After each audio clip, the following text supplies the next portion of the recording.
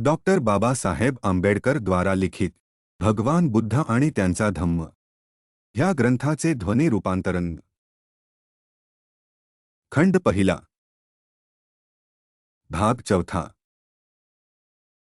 ज्ञानप्राप्ती आणि नव्या मार्गाची दृष्टी।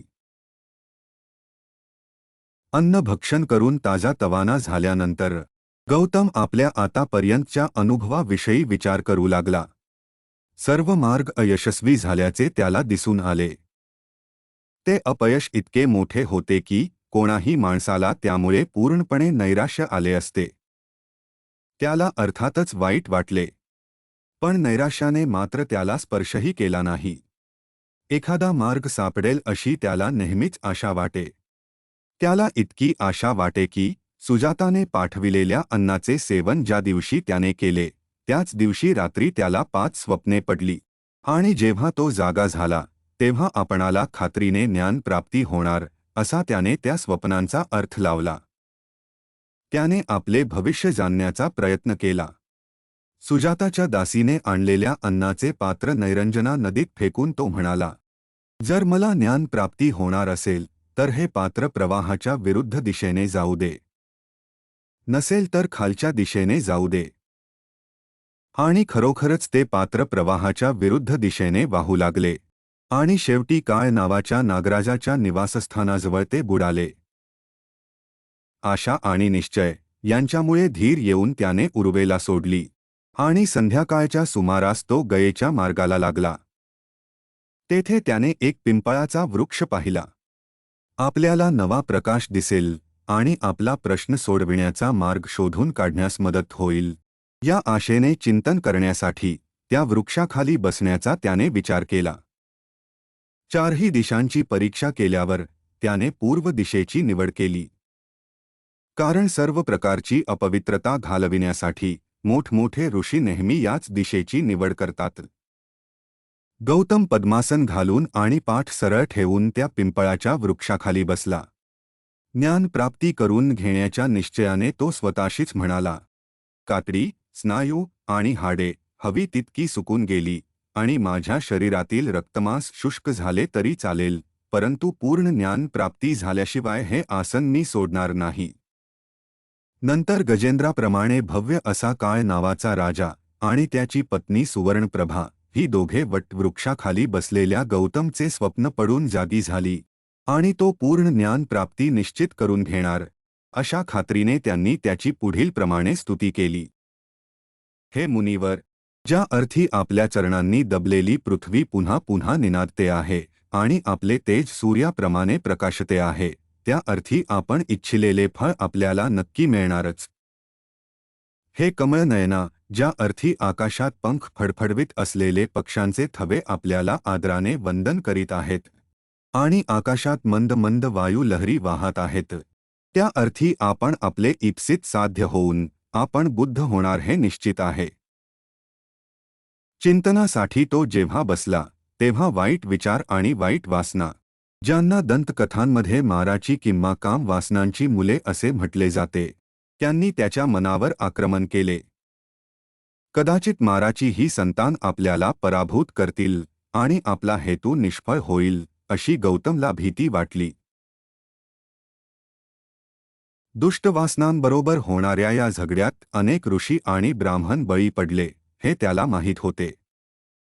म्हणून आपल्या अंगी असलेले सगळे धैर्य एकवटून तो माराला म्हणाला, माझ्यामध्ये श्रद्धा आहे, शौर्य आहे आणि शहाणपणा आहे। तुम्ही दुष्ट वासनांनी माझा पराभव कसा करू शकाल? नद्याचे प्रवाह देखील वाऱ्यामुळे कोरडे पडतील, पण माझा निश्चय ढासळून टाकणे तुम्हाला शक्य होणार नाही। जिवंत राहून पराभव पत्करण्यापेक्षा संग्रामात मरण पत्करणे मला अधिक श्रेयस्कर वाटते। एखादा गोड घास मिळेल या आशेने चरबीच्या गोळ्याप्रमाणे दिसणाऱ्या दगडावर झेप घेणाऱ्या कावळ्याप्रमाणे दुष्ट वासनांनी गौतमच्या मनावर आक्रमण केले। गोड पदार्थ ना आढळल्यामुळे कावळा तिथून निघून जातो, त्याचप्रमाणे खडकाशी धडक देणाऱ्या कावळ्याप्रमाणे दुष्ट वासनांनी निराश होऊन गौतमला सोडून दिले। चिंतन काळात उपजीविका करण्यासाठी 40 दिवस पुरेल इतके अन्न गौतमने गोळा केले होते. मनाची चलबिचल करणारे दुष्ट विचार मनातून पार काढून टाकल्यानंतर गौतमने अन्न सेवन केले व तो ताजा तवाना झाला आणि त्याच्या अंगी शक्ती आली. अशा प्रकारे ज्ञान प्राप्ती करून घेण्याच्या उद्देशाने त्याने चिंतनाची पुन्हा तयारी केली. ज्ञानप्राप्ती करून घेण्यासाठी गौतमला 4 आठवडे ध्यानमग्न राहावे लागले. 4 पायऱ्यांनी त्याने संपूर्ण ज्ञान प्राप्ती करून घेतली. पहिल्या पायरीच्या वेळी त्याने तर्कशक्ती आणि अन्वेषण यांचा उपयोग केला. त्याच्या एकांतवासामुळे पहिली पायरी गाठण्यास त्याला मदत झाली.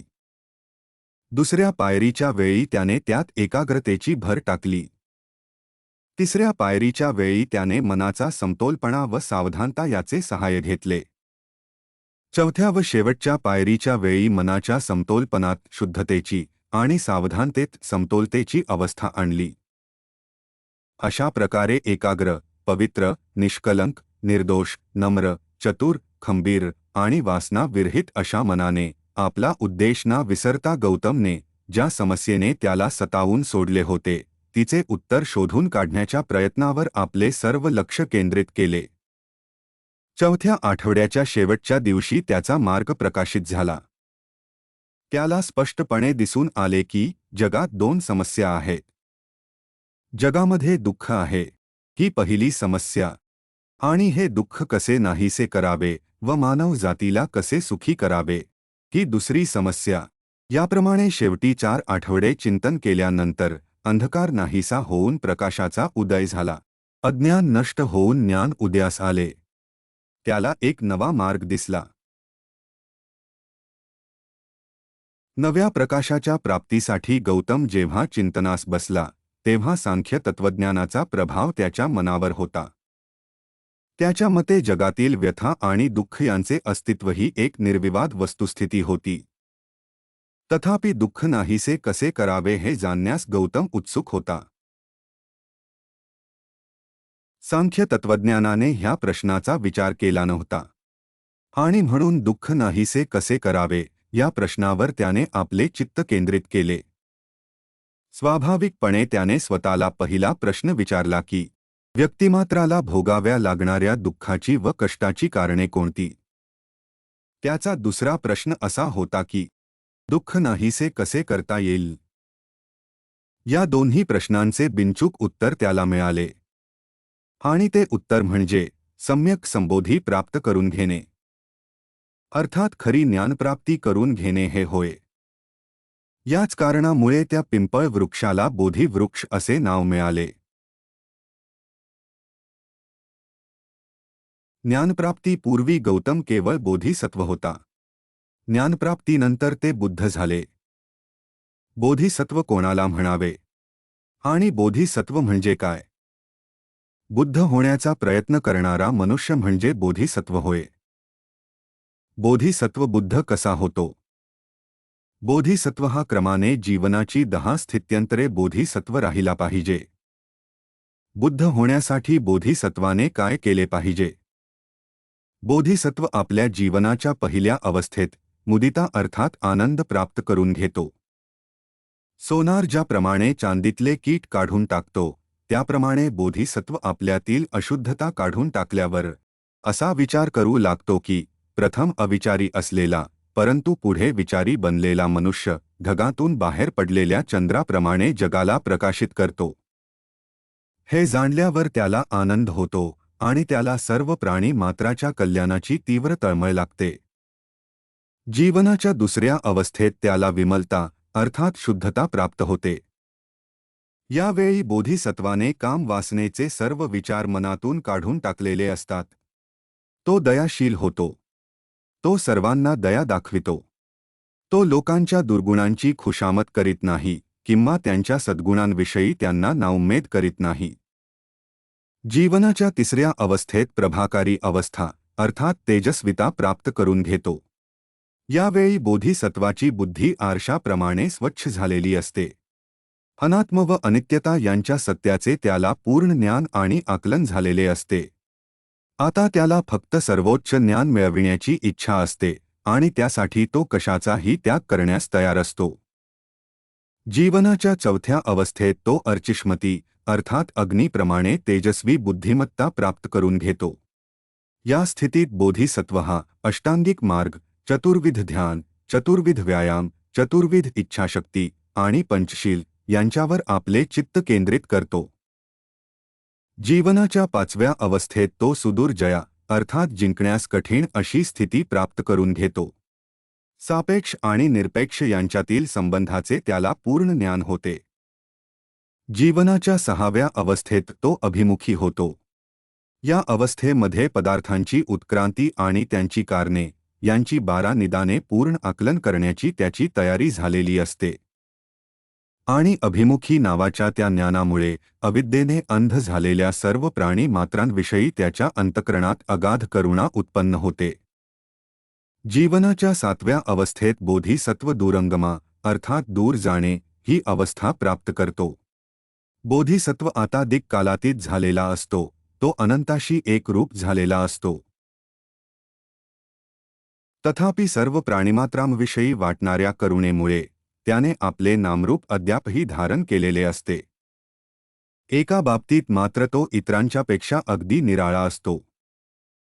कमळपत्रावर ज्याप्रमाणे पाणी ठरत नाही, त्याप्रमाणे जगातील मोह त्याला चिकटून राहत नाही. तो आपल्या सहचारातील तृष्णा शांत करतो. परोपकार बुद्धी, सहनशीलता, व्यवहार चातुर्य, शक्ती, शांत वृत्ती, बुद्धी आणि सर्वश्रेष्ठ प्रज्ञा यांची तो जोपासना करतो. या अवस्थेत असताना त्याला धर्माचे ज्ञान होते, परंतु लोकांना समजेल अशा रीतीनेच तो त्याची त्यांना माहिती करून देतो. आपण व्यवहार चातुर्याने आणि सहनशीलतेने वागले पाहिजे हे त्याला कळते. लोकांनी त्याला कितीही त्रास दिला तरी तो शांत वृत्तीने तो त्रास सहन करतो. कारण केवळ अज्ञानामुळेच लोकांनी त्याच्या हेतूबद्दल गैरसमज करून घेतले आहेत हे त्याला कळत असते. परंतु त्याच वेळी प्राणिमात्रांचे कल्याण करण्याविषयीचा त्याचा उत्साह यत्किंचितही कमी होत नाही, किंवा प्रज्ञेकडेही तो पाठ फिरवित नाही. म्हणून दुर्भाग्य त्याला सन्मार्गावरून कधीही च्युत करू शकत नाही. जीवनाच्या आठव्या अवस्थेत तो अचल होतो. या अढळ अवस्थेत बोधिसत्वाला करावे लागणारे सर्व कष्ट संपतात. जे जे चांगले आहे ते तो स्वाभाविकताच अनुसरतो. तो ज्या ज्या गोष्टी करील त्या त्या गोष्टीत तो यशस्वी होतो. जीवनाच्या नवव्या अवस्थेत तो साधुमती होतो. ज्याने सर्व धर्म किंवा त्यांची शास्त्रे आणि सर्व दिशा जिंकल्या असून आणि त्यांचे त्याला पूर्ण आकलन झालेले असून जो कालातीत होतो, अशाची साधुमती ही अवस्था असते. जीवनाच्या 10व्या अवस्थेत तो धर्ममेध होतो. बोधिसत्वाला बुद्धाची दिव्य दृष्टी प्राप्त होते. बोधिसत्व ही 10 सामर्थ्ये प्राप्त करून घेतो, कारण बुद्ध होण्यास त्यांची आवश्यकता असते. बोधिसत्वाची स्थित्यंतरे होत असताना त्याने ही 10 सामर्थ्ये मिळविली पाहिजेतच. इतकेच नव्हे तर त्याने 10 पारमितांचाही परिपूर्ण अभ्यास केला पाहिजे. एक पारमिता ही जीवनाच्या एका अवस्थेची परिपूर्ती असली पाहिजे. पारमितांचा खास व्यासंग पायरी पायरीनेच केला पाहिजे. एका जीवनावस्थेत एकच पारमिता असली पाहिजे. एकीचा थोडा अंश आणि दुसरीचा थोडा अंश असे मिश्रण त्यात असता कामा नये. अशा प्रकारे बोधिसत्वाची दुहेरी तयारी झाल्यानंतरच तो बुद्ध होतो. बुद्ध हा बोधिसत्वाच्या जीवनातील कळस होय. बोधिसत्वाच्या या जीवनावस्थांचा किंवा जातकांचा हा सिद्धांतवाद देवांच्या अवतारवादाच्या ब्राह्मणोक्त सिद्धांतासारखा वाटतो. जातक सिद्धांत हा बुद्धाच्या अत्युच्च शुद्धावस्थेच्या जीवनाचे सार यावर आधारलेला आहे. अवतारवादात देवाच्या जीवनाची रचना पवित्र असावी अशी अपेक्षा नसते. अवतारवादी ब्राह्मणोक्त कल्पनेचा अर्थ इतकाच की देव निरनिराळे अवतार घेऊन आपल्या भक्तांचे रक्षण करतो, मग त्याचे वर्तन अतिशय अशुद्ध आणि अनैतिक असले तरी चालते. बुद्ध होण्यासाठी बोधिसत्वाला आवश्यक अशा 10 जीवनावस्थांतूनच गेले पाहिजे. या सिद्धांताला दुसऱ्या कोणत्याही धर्मावर तोड नाही. दुसरा कोणताही धर्म आपल्या संस्थापकाला असल्या कसोटीला उतरण्याचे आव्हान देत नाही.